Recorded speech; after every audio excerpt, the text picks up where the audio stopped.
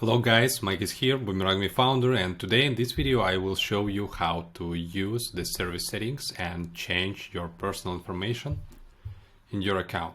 First of all, after you log in into the Boomerangme dashboard, you can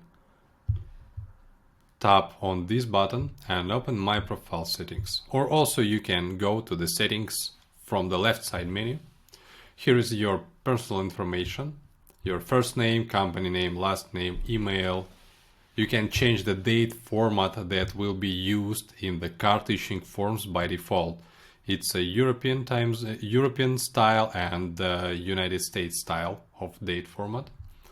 Your personal phone number, country, you can change the password, you can change the time zone, and so on.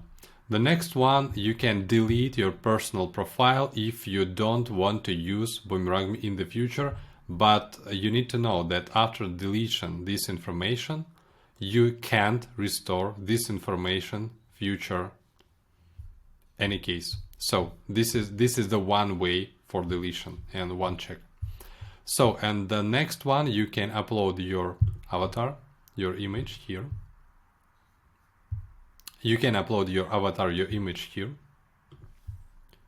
So also you can upload your personal image here.